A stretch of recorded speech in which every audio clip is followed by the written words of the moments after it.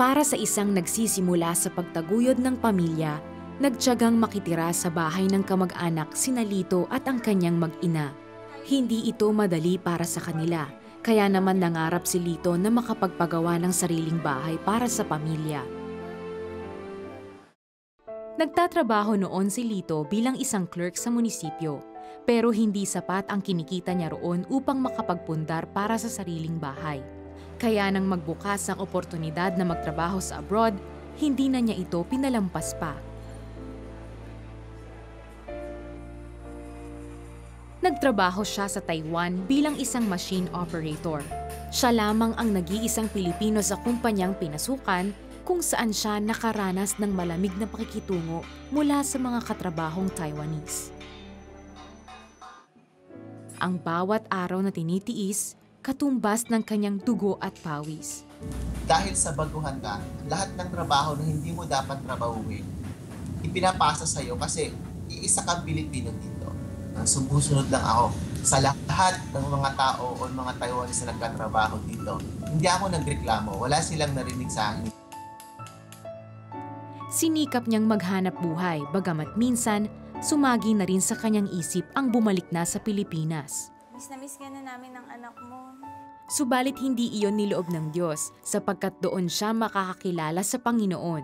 Naanyayahan siya sa isang Kristiyanong gawain at doon nagsimulang magkaroon ng relasyon sa Panginoon.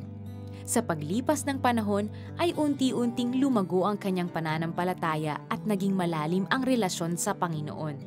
Kaya't sa kabila ng mga hamon, hindi siya bumitaw sa kanyang pag-asa sa Panginoon. Nagpapasalamat ako sa Diyos kasi hindi niya ako iniwan. Naramdaman ko kung paano niya ako sinamaan.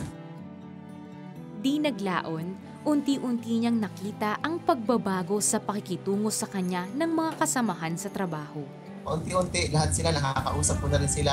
Kahit hindi ako marunong mag-Chekwa, by sign language lang, mas lalo akong nagkaroon ng eagerness na magtrabaho dito sa kumpanya. And nakita ko rin yung pagmamahal ng boss namin. Siguro maaring tinignan lang ng boss namin kung gaano ako katatag dito. Simula noon ay nagkaroon ng maayos na relasyon si Lito sa mga katrabahong Taiwanese. Nakuha rin niya ang tiwala ng employer kaya't nadagdagan pa ang mga Pinoy na nagtrabaho roon. Di nagtagal, binigyang pagkilala ang kanyang mga pagsisikap bilang isang overseas Filipino worker. Sa loob ng 12 taong pagtatrabaho sa Taiwan, natupad niya ang pangarap na magkabahay at nakapagpatayo ng isa pang bahay para naman sa kanyang mga magulang. Nagpundar din siya ng negosyong computer shop at babuyan. Isang organisasyon din sa Zambales ang itinaguyod ni Lito para bigyan ng suportang pinansyal ang mga batang kapos sa pangmatrikula.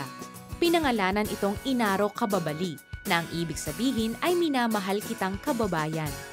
Pinaka-importanting sandata mo is that meron kang Kristo sa buhay mo. Once you have no Christ in your heart, hindi mo makikita yung tamang daan, hindi mo makikita yung tamang way kung saan dapat yung buhay mo kahit nasa ibang bansa ka.